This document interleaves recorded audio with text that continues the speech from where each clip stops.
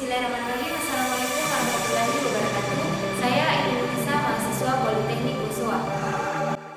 Video ini dibuat untuk memenuhi ujian akhir semester pada mata kuliah Manajemen Mutu dengan dosen pengampu Imron Burhan SPD MPD. Video ini membahas salah satu materi Manajemen Mutu, yaitu terkait patok duga.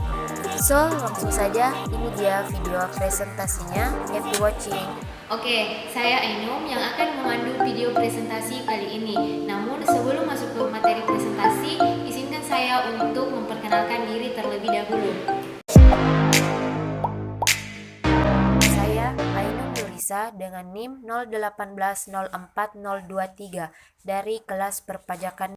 Yang pertama, pengertian dari patok duga. Menurut kamus yang ditulis oleh Dr. Andes Peter Salim, benchmarking dipadankan dengan patok duga. Maksudnya, sebuah perusahaan akan mematok perusahaan lain yang mereka anggap sebagai pesaing terberat mereka. Lalu bila dibandingkan, menduga bahwa perusahaan mereka berada pada posisi setinggi apa. Sedangkan menurut David Kearns, CEO dari Xerox, mengatakan bahwa patok duga adalah suatu proses pengukuran terus-menerus atas produk, jasa, dan tata cara perusahaan terhadap pesaing kita yang terkuat atau badan usaha lain yang dikenal sebagai perusahaan yang terbaik. Nah, dari berbagai definisi tersebut memiliki banyak persamaan, yaitu bahwa tujuan utama dari patok duga adalah untuk menemukan kunci atau rahasia sukses dan kemudian mengadaptasi dan memperbaikinya untuk diterapkan pada perusahaan yang melaksanakan patok duga. Selanjutnya, jenis-jenis dari patok duga. Nah, jenis-jenis patok duga itu ada 4. Yang pertama, patok duga internal. Nah, pendekatan ini dilakukan dengan membandingkan operasi suatu bagian dengan bagian internal lainnya dalam suatu organisasi. Yang dibandingkan dapat berupa kinerja setiap departemen, divisi, cabang di perusahaan yang sama, terbesar secara geografis. Yang kedua, patok duga kompetitif. Pendekatan dilakukan dengan mengadakan perbandingan dengan berbagai pesaing. Faktor yang dibandingkan bisa berupa karakteristik produk, kinerja, dan fungsi dari produk yang sama yang dihasilkan pesaing dalam pasar yang sama. Yang ketiga, patok duga fungsional. Dalam patok duga fungsional diadakan perbandingan fungsi atau proses dari perusahaan-perusahaan yang berada di berbagai industri.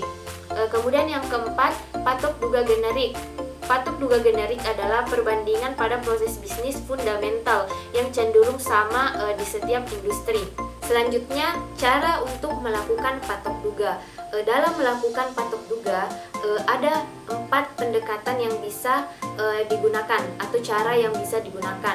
Adalah yang pertama, riset in-house. Nah, cara ini dilaksanakan dengan melakukan penilaian terhadap informasi dalam perusahaan sendiri maupun informasi yang ada di publik. Biasanya hal ini terjadi bila perusahaan hanya mencari informasi mengenai hasil kerja suatu perusahaan atau fungsi maupun proses. Yang kedua, riset pihak ketiga. Nah, cara ini ditempuh dengan jalan membiayai kegiatan patok duga yang akan dilakukan oleh perusahaan surveyor. Biasanya pihak ketiga ini melakukan patok duga untuk informasi yang sulit didapat dari pesaing bisnis lainnya.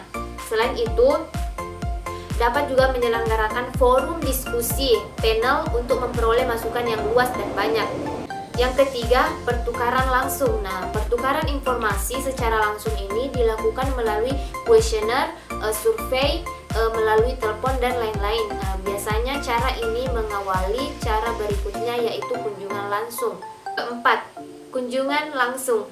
Cara terakhir ini dilaksanakan dengan melakukan kunjungan ke lokasi mitra patok duga.